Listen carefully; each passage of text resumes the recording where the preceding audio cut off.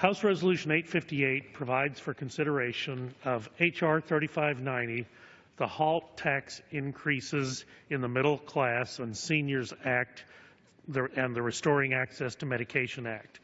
The rule provides for 1 hour of debate, equally divided amongst the majority and minority of the Committee on Ways and Means. As is standard with all legislation pertaining to the tax code, the Committee on Rules has made no further amendments in order. However, the rule affords the minority the customary motion to recommit. Under the rule, we will be considering a bill to prevent one of the most significant tax increases imposed on the American people by the Affordable Care Act. The bill advanced through regular order and was favorably reported out of the Committee on Ways and Means.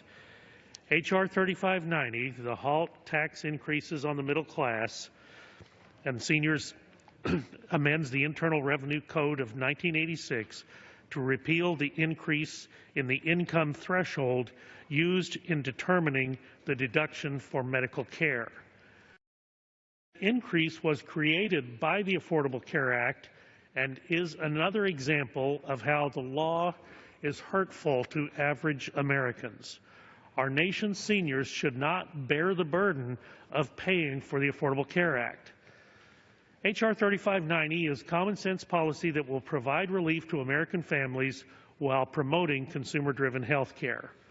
Under current law, Americans age 65 or older can deduct out-of-pocket medical expenses to the extent that such expenses exceed 7.5% of an individual's adjusted gross income. However, as part of the Affordable Care Act, this 7.5% threshold will increase to 10% January 1st of 2017 for those age 65.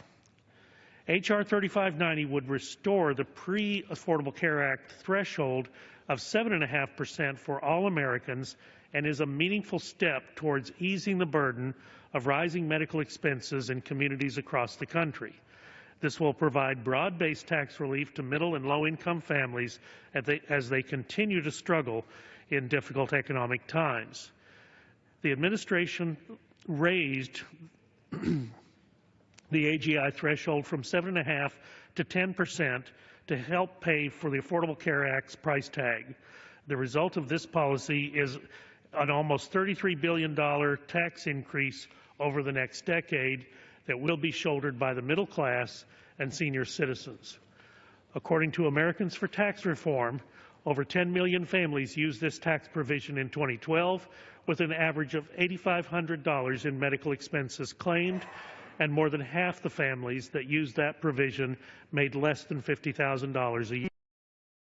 This legislation permanently lowers the adjusted gross income threshold from 10% to 7.5% for all taxpayers, regardless of their age.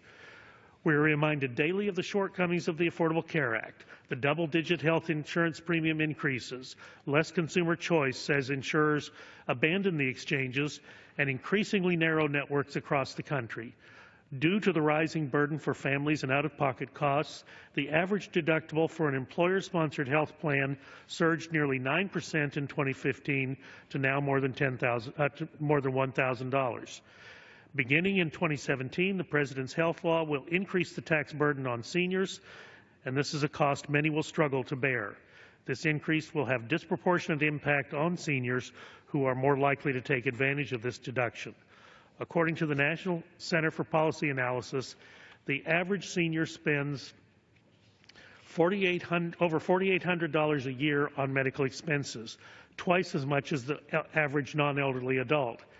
Typically, seniors no longer have an increase in income, instead relying on their savings.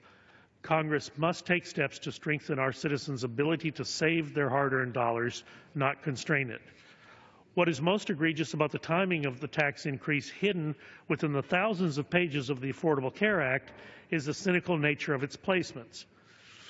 When the Affordable Care Act passed, in the middle of the night, and people famously said they had to pass the bill in order for people to find out what was in it, they used a maneuver to pay for the high cost of the bill by making the so-called benefits of the legislation take place immediately halving the cost of the legislation, and then the tax increases that everyone knew would be unpopular will not take effect until 7 years after the passage of the bill. But that day is now upon us. It's calendar year 2017. Those 7 years allowed for 3 election cycles to take place.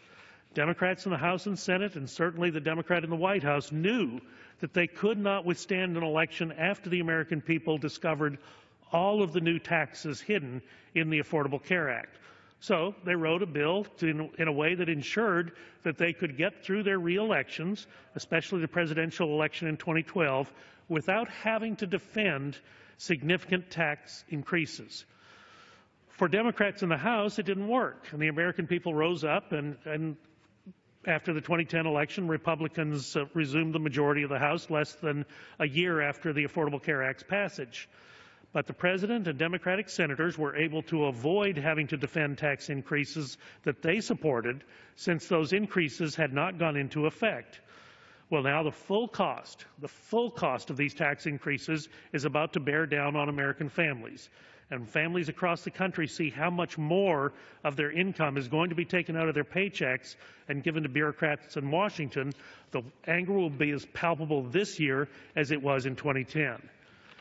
As we have learned, a Washington-centered approach to delivering high-quality, affordable health care cannot work. While we are committed to large-scale reform of the health care system, there are many people that cannot wait, and that is why we are taking action now. H.R. 3590 is just one example of the work that our conference is doing to promote member-driven solutions in order to improve health care for our citizens and ensure that they have greater access to quality care at a truly affordable price. H.R. 3590 will add to this progress and make certain that we protect Americans from the mounting costs of the Affordable Care Act and preserve one of the few tools that they have at their disposal to contain high medical expenses. H.R. 3590 will help the middle class and help seniors by preserving one tool to help soften the blow of rising health care costs. At this point in time, our citizens cannot withstand another chunk of their savings going into the federal coffers in order to pay for this failed experiment that the administration has gone to astronomical lengths to prop up. In today's climate of ever-increasing health care costs, we must do what we can to provide relief to taxpayers and put in place reforms to promote a return to consumer-driven health care. This important legislation can help reverse the trend of Washington-directed one-size-fits-all health care policy. This bill is concrete proof of the actions that can be taken to return the power to individuals. I encourage our colleagues to stand up for the middle class and senior citizens and support H.R. 3590. I reserve the balance of my time.